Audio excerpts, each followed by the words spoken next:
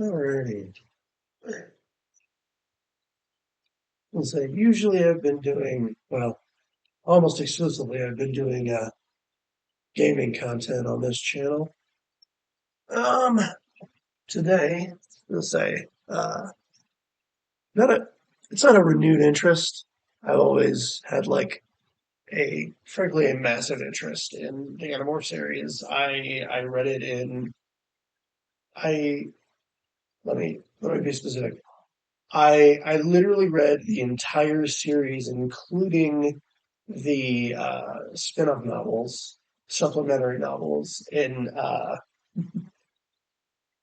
it was like elementary school and middle school, I believe. Um, and it took a long time to find all of them, like through the library system and everything, so I could actually read them all. I read the whole series in order, uh, all the way through to the end of the series, Elemis Chronicles, Analyte Chronicles, Visser, um, the whole shebang, all the way through. And thanks to JonTron recently doing the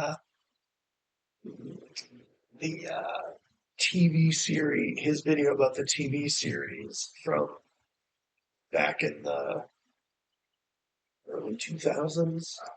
Uh, there's been some renewed interest online, so I thought this might be a fun thing to do today. Just kind of go through the entire series and do a breakdown on it because frankly, I love this series. It's remarkably well written for uh, especially for a kid series, and it gets to it gets to break down a lot of like honestly really really crazy shit.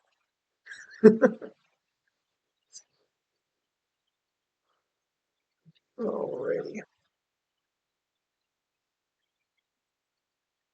say let's say honestly I was wanting to see.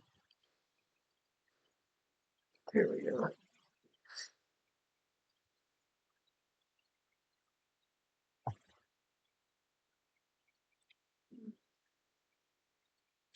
Why is this? Oh my gosh.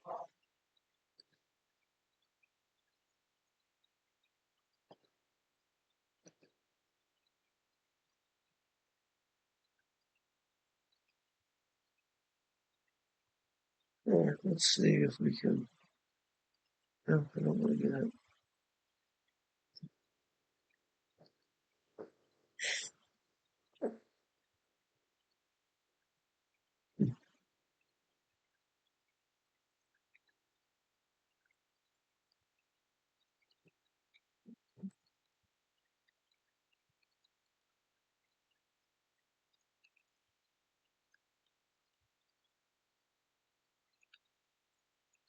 Ah,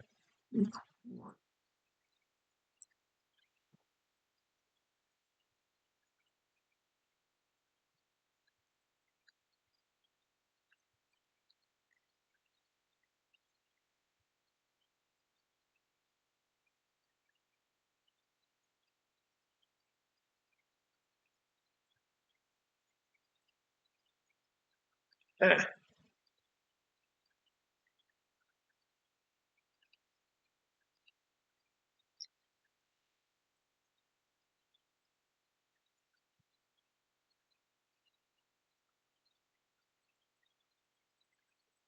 Hmm.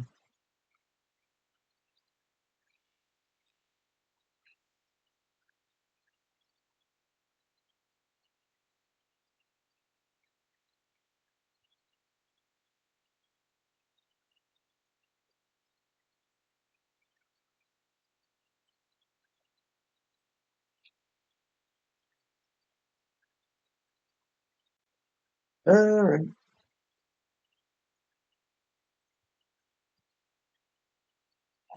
Well, what I really wanted was, I thought the Wikipedia would have more information on this. That's unfortunate.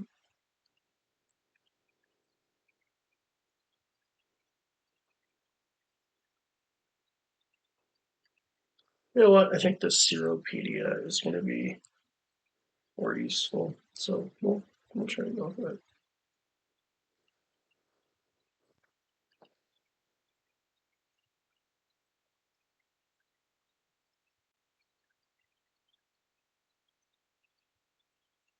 Yeah, I just want to.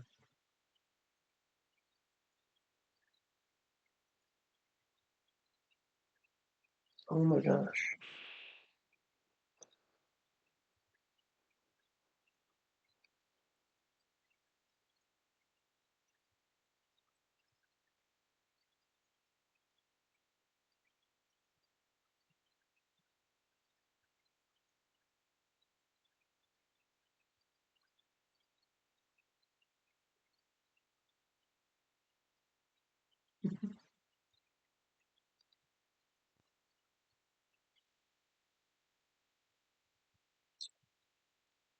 All right. Well, let's start from the beginning.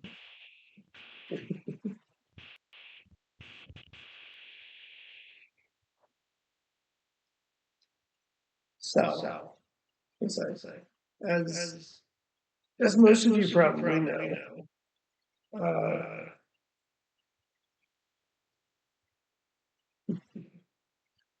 as most of you probably know, the the chronology of the series begins with five kids walking home from from from a mall. Yeah. Wow, I'm doing a terrible job of this. All right.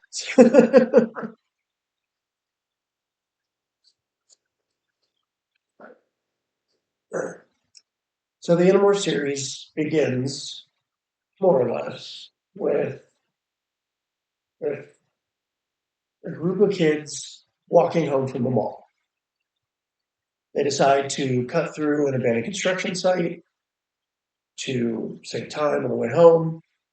It's the suburbs, it's the 90s, kids are dumb. As they're walking through, they come across a crashed alien spaceship, and out comes a severely wounded. Sorry. Out comes a severely wounded Andalite warrior. His name is Elfangor Serenial Shantul, mostly just referred to as Elfangor throughout the rest of the series when his name comes up. Uh, he explains to the kids that there is an ongoing intergalactic war, uh,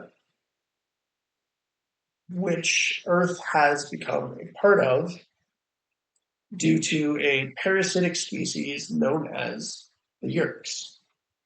Oh my gosh, I need to. I apologize. I need to.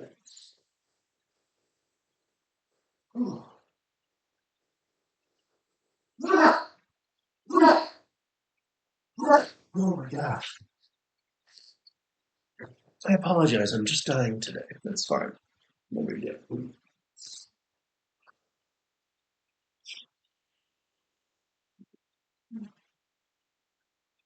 I'm sure this is all what all of you came here for. If whoever ends up watching this later, since no one's live. Uh, so he breaks down for them that the Andalites are an alien species that are fighting the Yerks across the galaxy. There are wars going on many different planets, and Earth happens to be one of them because they have an incredibly, especially for frankly, for a planetary species, they have an insanely high population. Say at this point, I believe it's 5 billion, give or take, which for really any planet is astronomical. realistically. Most species in the galaxy only have millions within their population in total. So, but he explains to them that the Yerks are a parasitic species that enters through the ear canal and wraps around the brain, controlling a host completely, able to have full access to the person's thoughts, memories, basically the whole being of that person. And the person who is enslaved by the Yerks essentially has zero free will, but they're entirely conscious for the entire duration of them being controlled. So they're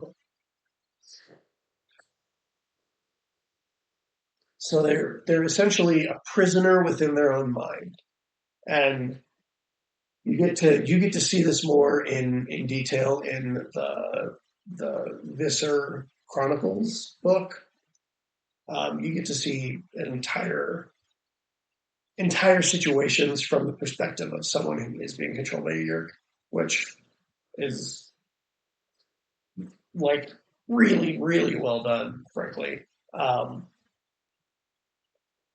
gives you a real look into the horror of being trapped within your own mind, but totally aware of what's going on around you, just with no control. Um, uh, so he doesn't go into quite as much detail, but he just explains to them the Yerks are a parasitic species. They infest hosts through the brain. The people who are infested have no control, and they're here in huge numbers already. An invasion has already begun silently, and he's going to give them a power to help them fight back.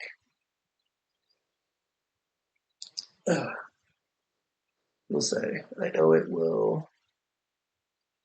Okay. Yeah. I'm sorry. I guess it doesn't give the exact wording on here. Let me say it. Yeah, it's called the Escafil device, and essentially, it's a technology developed by the Andalites that gives a person the ability to absorb the DNA of any animal they touch. Sorry, to absorb the DNA of any animal they touch and become that animal on a genetically identical level. So the and obviously this is the primary plot device throughout the entire rest of the series. So you touch an animal, and generally, most animals, not all, most become docile and complacent while they're being absorbed. So when you acquire the DNA from an animal, generally, not always, they become docile and complacent, sort of almost in a drug-like state while their DNA is being acquired. You can then transform into the animal. If you stay in a morph for more than 2 hours consecutively, you'll be trapped in that morph forever, becoming a Nothlit.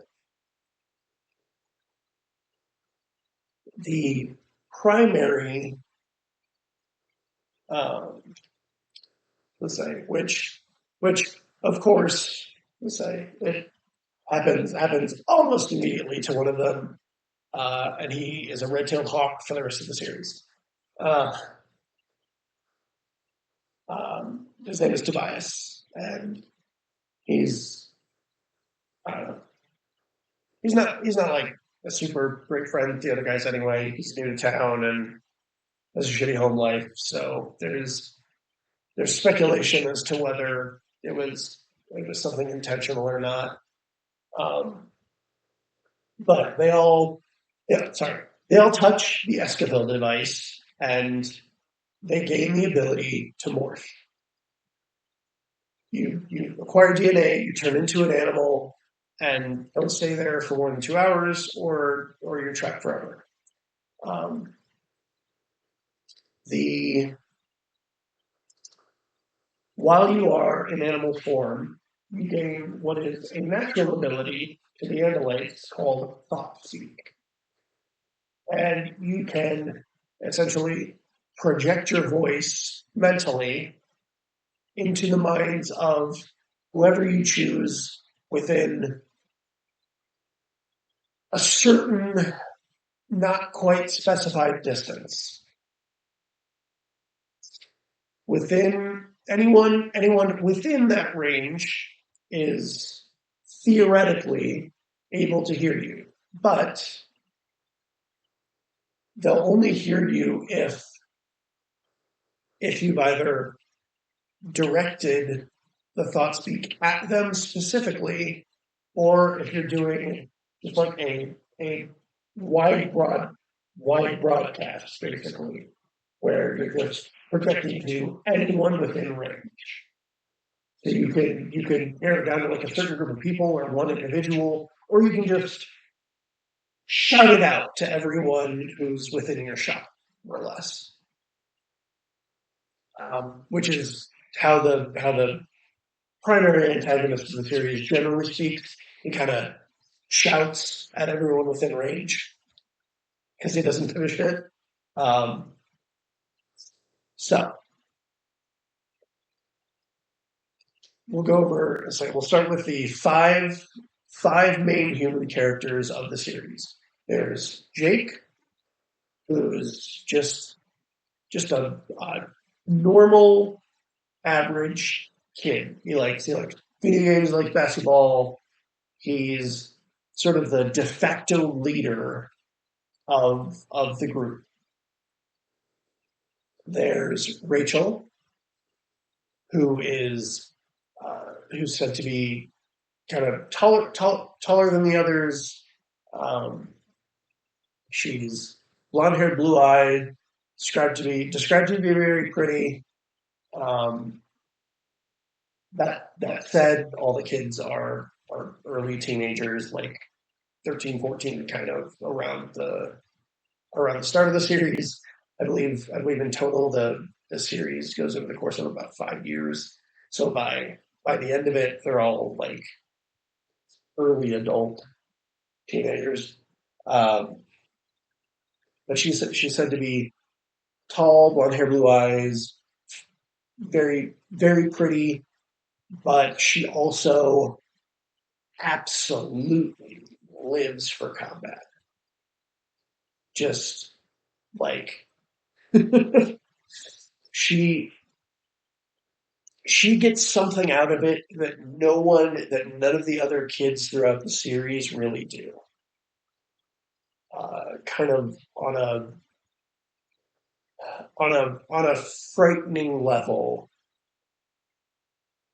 based on what the other kids kind of see from her throughout the course of the series.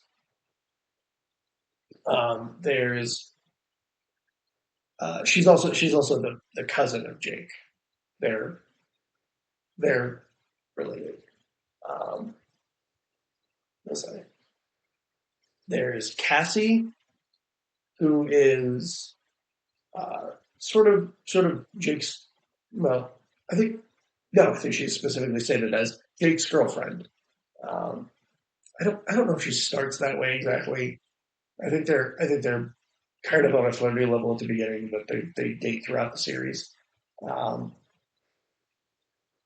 and she's a shorter black girl who whose family runs a wildlife rescue and veterinary clinic, which for for kids who need to touch animals to acquire DNA from them to turn into them is very, very helpful, especially initially, when they don't really have access to anywhere else. Gives them access to like horses and birds and mice and a bunch of fairly versatile uh, sort of starter level animals for them to kind of get their hands on to begin with. Ooh, I'm just dying today. Oh.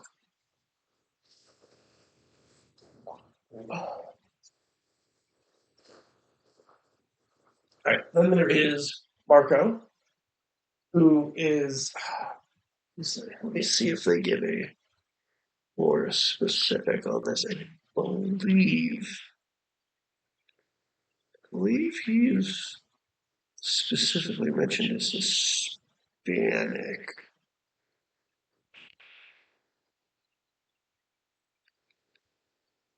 Mhm. Okay, yep. Yeah, okay, yeah. So he's Hispanic, his father is white, and his mother is dead. Specifically, as it is stated kind of from the beginning of the book, his mom is dead. She died like fairly recently, like 1 or 2 years ago at most.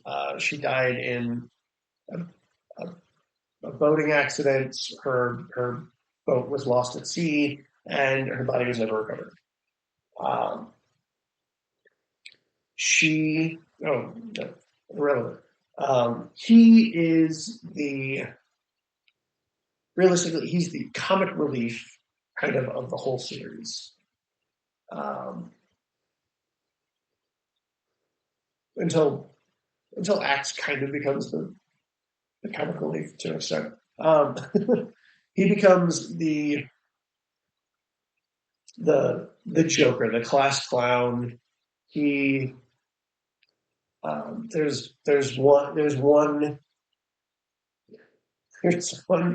one book I remember very specifically where he's talking about an English paper. He has like 20 minutes left to write, and he still has to get like 500 words in.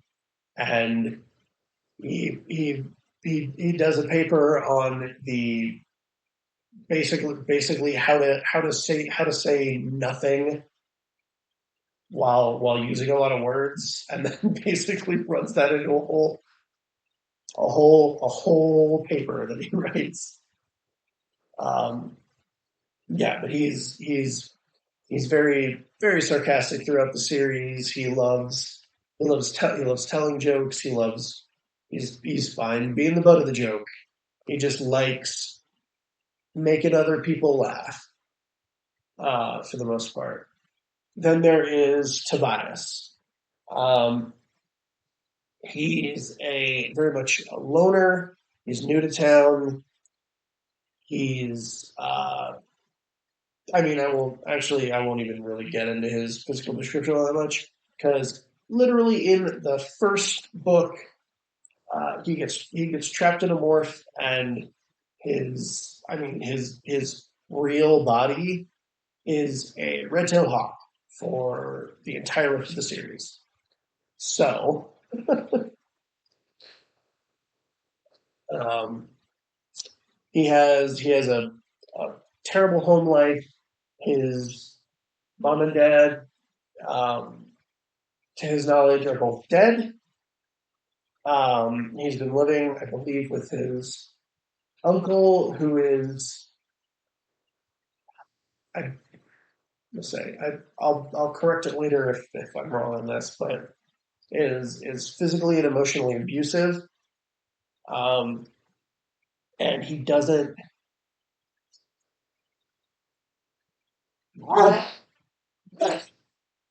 He basically hates his life as it is now. So there's debate kind of both from his perspective and from the perspective of the other characters as the series goes on, that he may have intentionally trapped himself in the body of the Red-tailed hawk because he doesn't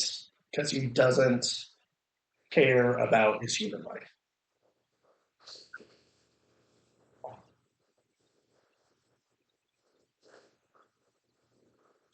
Tobias and Rachel, throughout the course of the series, develop a semi romantic, eventually kind of full romantic attraction, uh, which we'll get to kind of a little later in the series once some more things develop with regards to that.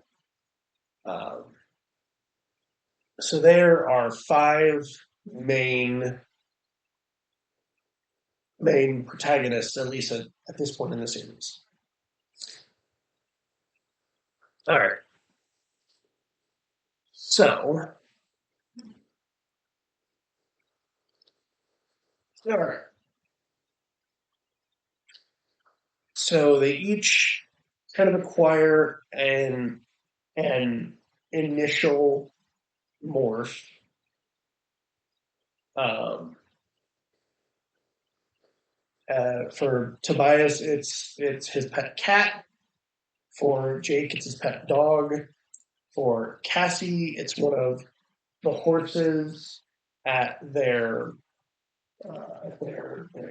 little animal preserve.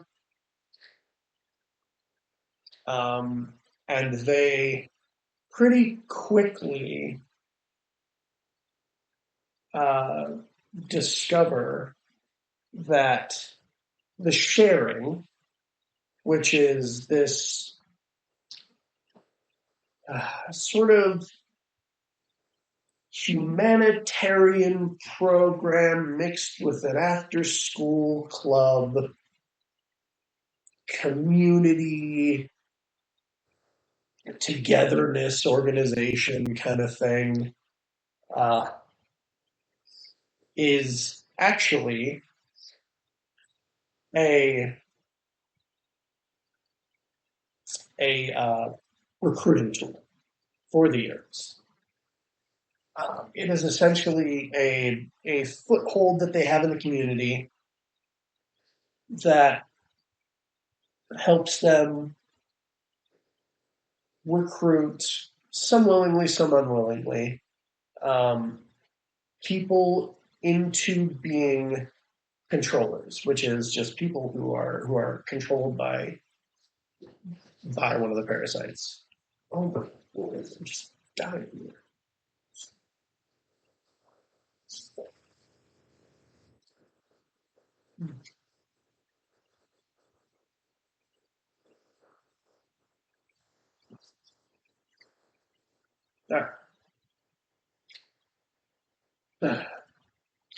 So they initially decide that the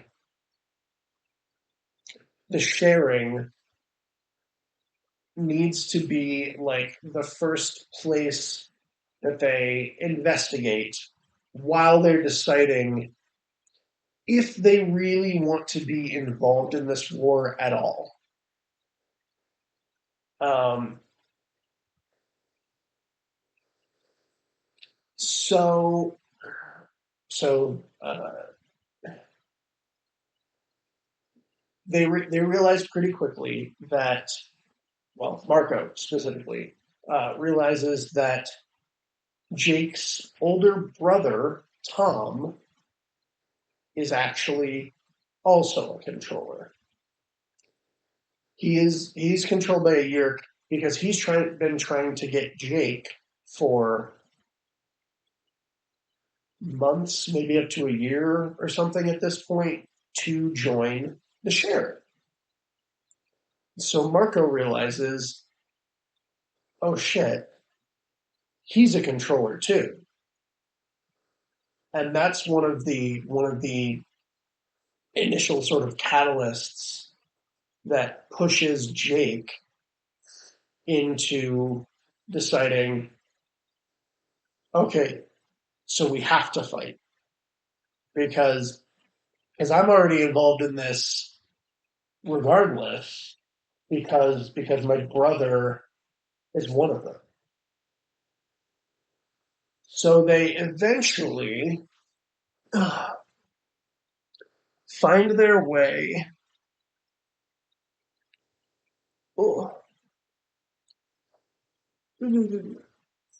they find their way to a a sharing event that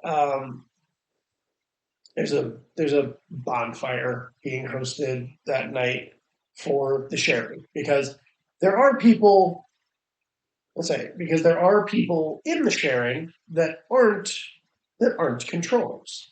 Some people just think it's like this community after school program kind of thing and are just associated with it because of that.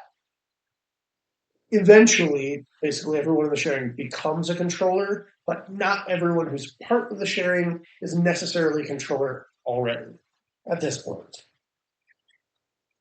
So he finds out that his brother, Tom, and his, I think it's the vice principal, boom, boom, boom, boom, boom.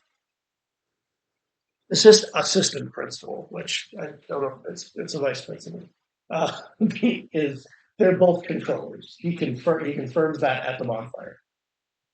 Um, so he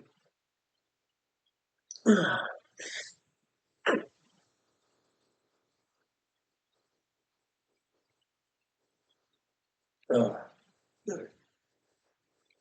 yeah. So Jake uh, becomes acquires a lizard, so he can go around the school and spy on. Oh, sorry. So he can get into the vice principal's office and spy on uh, Vice Principal Chapman.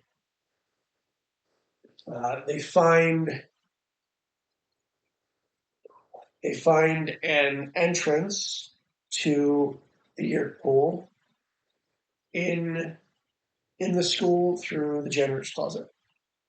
Um,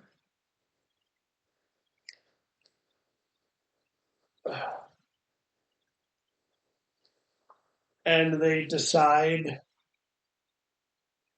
that they're going to infiltrate and investigate and see if they can't destroy the year pool.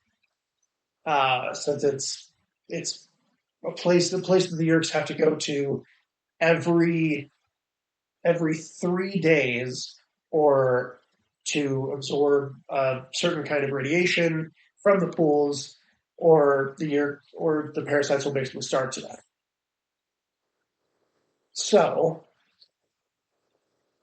Marco is Marco is reluctant because, as we mentioned, his mom's dead and his dad has been depressed lately, and so he's worried that if he gets killed doing this, then his dad will basically have no reason to live anymore.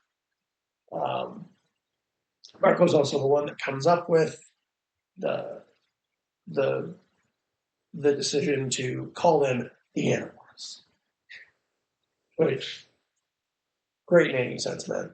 Um, so now that they've made the decision that they're gonna invade the your pool, they have to get more more combat appropriate morphs for themselves.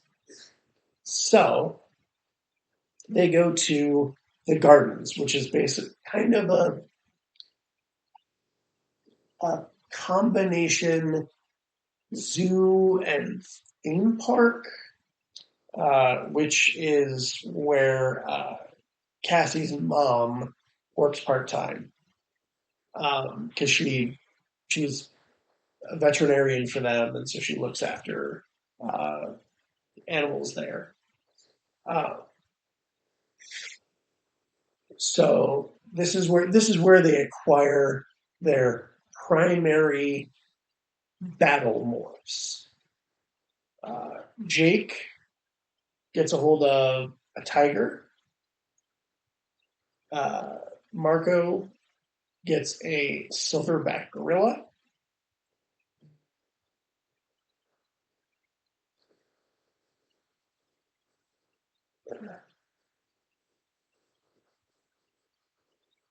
Oh, say, I think they're the only ones that acquire anything at that point. Oh yeah, and Rachel acquires an elephant, which is not necessary. Which isn't necessarily. She kind of goes back and forth between like one or two as her like main uh, attack one, but yeah. So Marco has a gorilla, Rachel has an elephant, and Jake has a tiger. Uh, they break into the yurt pool because Cassie has been like apprehended by someone, and they're attempting to infest her when they get there. Um, so this is when they come up with one of the most important ways to protect their identity throughout the series is that, oh my god, I didn't even, okay.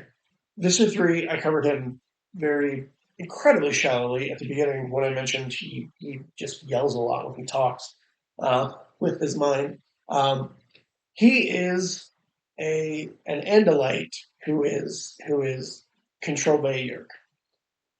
He's the only Andalite, for that matter, to be controlled by a Yerk. He is called Visser 3, and he is the primary antagonist throughout the series. He he is the main. He's the leading. Uh, he is the sort of the leader of the military portion of the Yerk's invasion on Earth. And when he encounters the kids in their morphs, he reasonably assumes that they must be Andalites. He doesn't assume, oh, the Andalites have given this morphing technology to literal children. He assumes, oh, that battle we were in where Elfangor crashed on the planet, and that's where the kids met him in the construction site. He reasonably assumes, oh, these must be Andalites who survived that crash, who escaped and are now attacking Yerk outposts on Earth to disrupt the invasion. So this is something that they pretty immediately decide to capitalize on as a way to protect their identities. So whenever they're speaking in any way that could be uh, in a wide broadcast way that can be heard by someone else, they always they always talk like Andalites, who have a very kind of due to the fact that they don't talk with their mouths and they talk only in thought. They have a sort of stilted, very formalized way of speaking. So they sort of incorporate that whenever they're whenever they're talking in a way that can be heard by anyone else.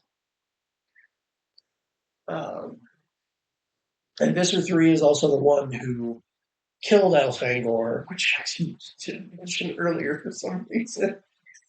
He morphs into some giant grotesque monster and basically like crushes them to death and pulls them apart. Um, which is described in rather specific detail within within the probably the first like 15 pages of this book. is is an alien being murdered by being pulled apart while he's screaming in all of these children's minds. And they can't block out the sound because it's literally in their head in fairly specific detail as it's described. Okay, so back to the year school. So the kids are have saved Cassie. She's no longer about to be infested. Um,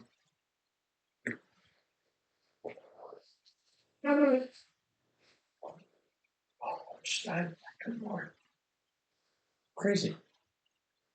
So she's no longer about to be infested, and uh, Visser 3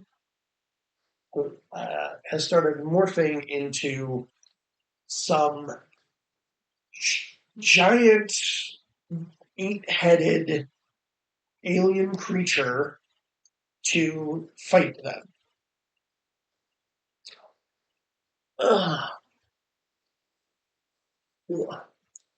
So Jake attacks him, and while everyone else tries to run away, Jake also flees, but they sort of lose Tobias in the scuffle. Um, Cassie had morphed into a horse to run away, and apparently they got one other random woman out with them because she just kind of happened to be there. So they saved her, which I mean, good for her, but I don't think she's ever brought up again. Uh,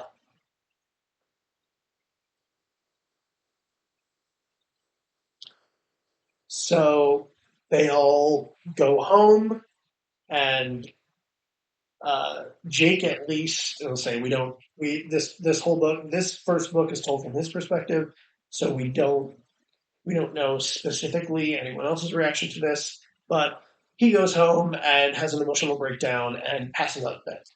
Um, Several hours later, Tobias shows up, still in his red-tailed hawk form, or well, as far as Jake knows, initially just in his red-tailed hawk form, and wakes him up and is like, "Hey, I'm okay." But he overstayed, as I mentioned, like 3 times already. He overstayed his morph time in this body and is now trapped as a red-tailed hawk for the rest of the series. Mm.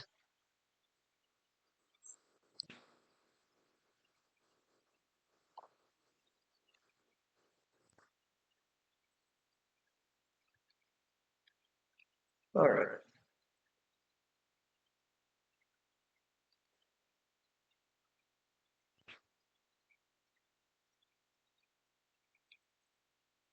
all right,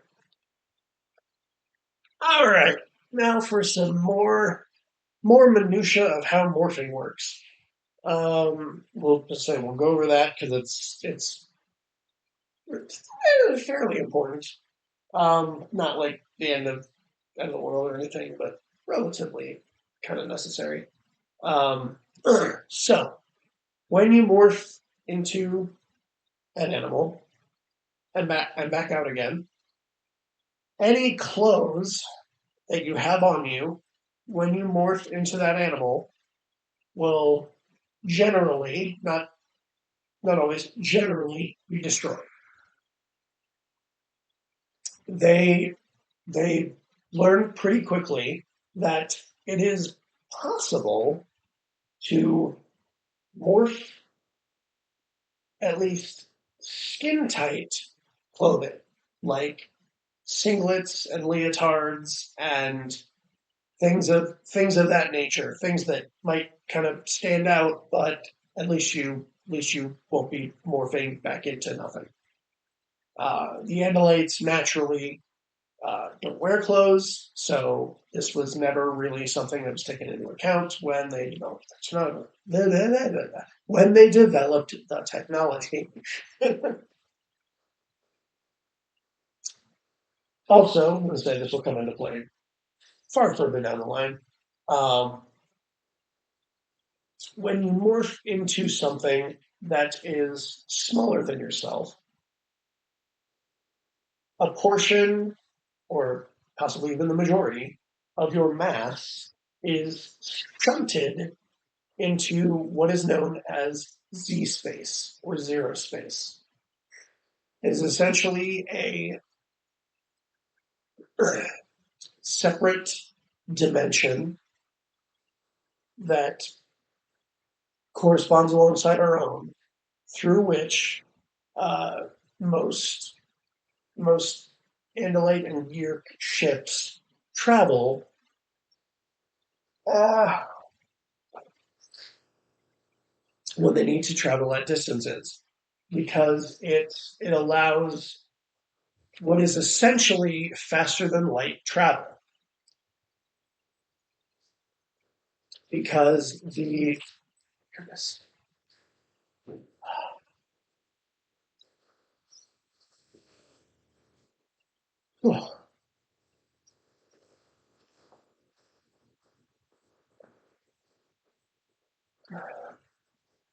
because essentially the distance in Z space is far greater than the distance you cover in real space. So that is how most spaceships travel at distance. There is sublight travel that they can achieve within for short distances, but if you are traveling at near light speeds, you run into issues of relativity, where time moves slower for you than it does for the rest of the universe. And so more time passes as you're wasting time traveling at near light speeds. So Z space is the way for them to travel vast, insurmountable distances without like totally messing up their time relative to the rest of the universe. Um, and so when you morph into something larger or smaller than yourself, mass is shunted either into Z space or out from Z space to allow you to change into these larger or smaller creatures. If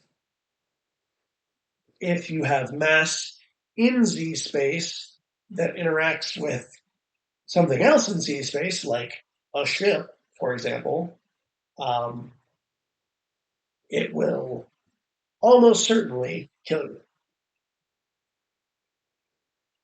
That being said, the sheer emptiness and vastness of Z space makes this a theoretically near zero chance of happening. So if you're transforming into something like an insect or a rat or a gerbil or something small like that, the vast majority of your mass is literally shoved into another dimension while you're in that morph. So back to back to clothing. So you meet later on in the series, you do meet some Andalites with morphing ability that who are able to fully morph clothing when they transform, like full like jackets and shirts and real pants and all that sort of stuff. That's far further down the line, and it's not something that ever applies to the Animorphs, so it won't really come up again until we get to that book, and then it'll just kind of be a passing mention anyway. Um, Cassie is the best at morphing of all of them. Generally, when you morph into an animal, you have little to no control over how the morph happens. So, say I'll use a bird for an example because it's the ones that they morph into the most often, and generally has some of the most graphic descriptions of what happens because they can't control how the morph goes. So, when you morph, there's no pain or physical sensations associated with the process of your body changing. However, you can still you can still see, and I think on kind of a muted level you can feel like the movement, but there's no pain or anything associated with transforming. So a lot of the time, in various instances, things like talons will appear first before any other changes happen. It's not like your whole body just sort of shrinks and absorbs and reforms into this thing. It in in some instances your your basically I believe it's described as their their shin bones explode out and harden into the uh, the uh, the scales of the legs, and then their feet melt and reform into talons. And in two specific instances, when they're morphing back, I believe that they're morphing. I don't remember if they're morphing into or back from birds, but basically, before anything else happens, the wing bones of the birds form first. So essentially, bones just shoot out of their arms in like this splayed finger kind of fashion, and all their skin sort of melts off, and then it's just the bones before the skin and the feathers form. So it's if not controlled really well, which most people don't really have much control, it's a truly, visually at least, horrifying experience. So Cassie is able to control and guide the way her morphs happen. And say, I think one of the first, I think it's one of the first descriptions they ever give of her demorphing is from a bird, and it's described as angelic because she she literally morphs back in a way so that the last thing to transform, so she's basically entirely human, except she has giant bird wings where her arms should be. So she's entirely back to herself, except for just this beautiful pair of like human-sized bird wings that then eventually turn back into her arms. And it's you get this beautiful dichotomy of like graphic body horror and then just like, oh, it's so pretty. I love it so much. Um, and that's like her thing throughout the whole thing. She has this like innate, just this innate uh,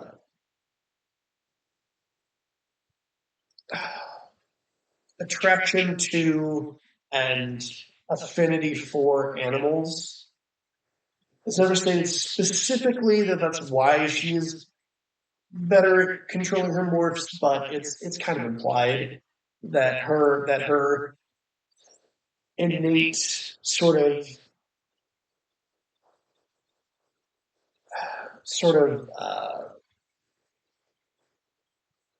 intense co-interaction with animals sort of lends her toward the, this control and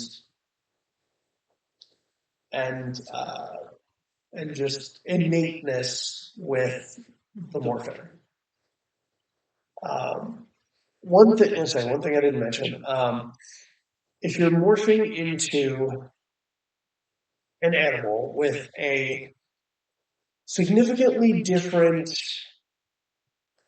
physiology or uh, instinctual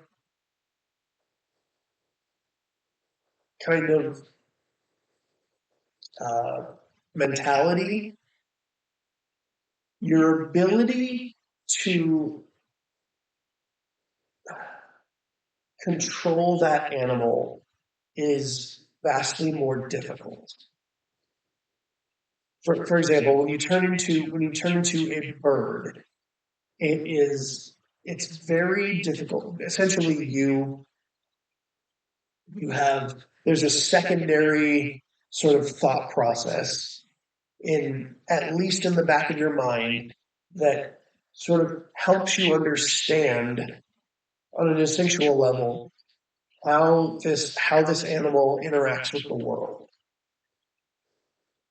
It's something that comes into play a lot when you morph into birds or predator animals. You see a lot of them learning how to fly, how to interact with like air currents and thermals and things like that. And it's something Tobias eventually has to deal. Well, there's a whole book going over that, so we'll cover that when we get to it. But when they transform into things like their battle dwarfs, for instance, there's an there's an instinctual sort of predatory violence that they have to fight against on a mental level because there is essentially the instinctual mind of the animal inside their own. So they sort of have to fight for dominance against those instincts so that they can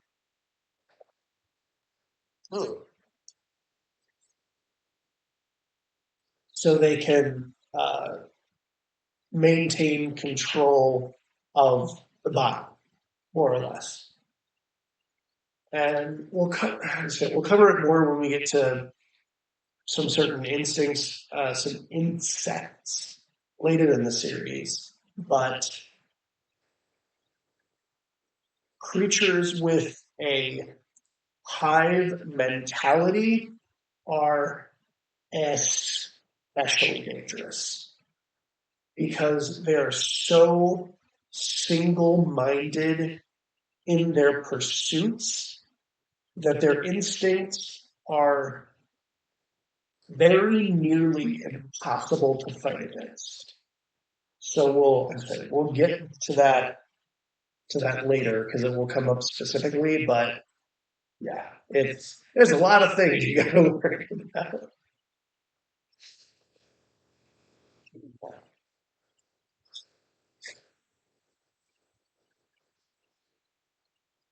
All right,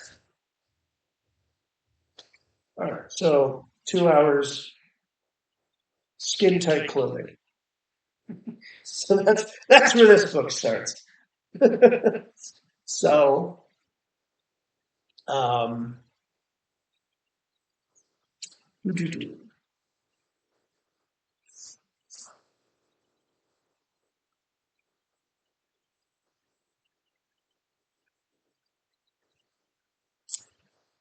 all right. So they've marginally worked out how to morph skin tight clothing. It's a couple weeks later, and they're trying to figure out what their next move should be with regards to disrupting Yerk operations on Earth. So, so they realize that the janitor's closet in the school has been that entrance to the pool has been sealed, so they can't get in that way anymore. Um,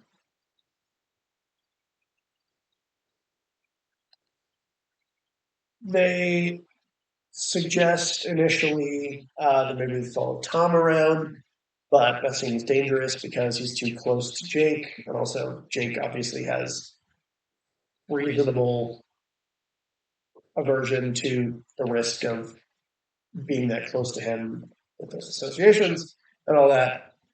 So they decide to follow Vice Principal Chapman instead, um, partially through his daughter, the human's daughter, Melissa. Um,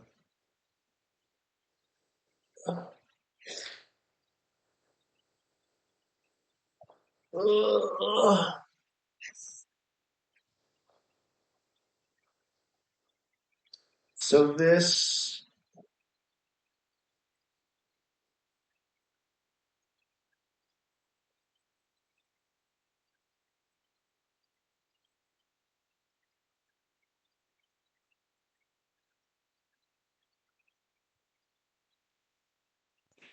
so this gives. I'm saying this whole book is from Rachel's perspective. Um, so she nearly gets kidnapped, and she does a partial morph to scare off the kidnapper, would be kidnapper. Um,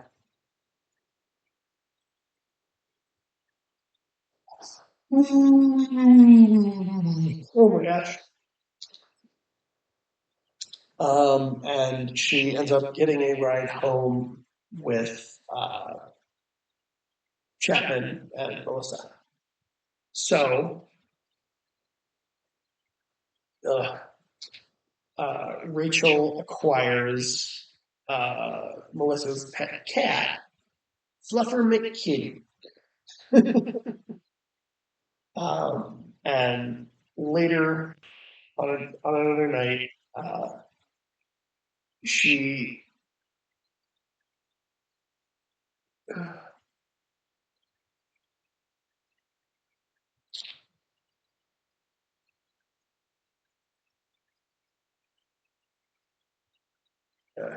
she basically breaks into the house as the cat.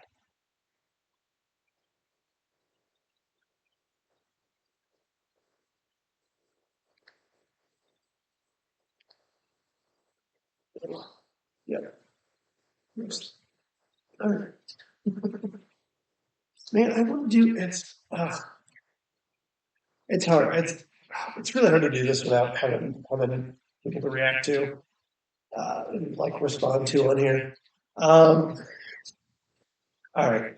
I'm actually gonna end the stream here for now. We've done a marginal cover of the. We've done a full cover on the first book, and we've sort of introduced the basics of the series to everybody. Nobody's watching this. Well, this is gonna go. I'm gonna upload this on YouTube. It's gonna go in a Animorphs book series playlist, and I will do. I'm gonna do a gradual kind of breakdown across. Yeah. I'm gonna do a kind of a breakdown and a run through of each of the books in the series um, as I go, and then yeah. So there might be more of this today. There probably not today. Maybe probably not. I'm probably going to stream some gameplay stuff later today. Yeah, so I'm gonna end the stream here, and then I'll put this up on my VOD channel on YouTube, and then we'll we'll slowly kind of break down as we go through stuff later. All right. Okay. All right. Hopefully people enjoyed themselves at least, and I'll see you guys next time.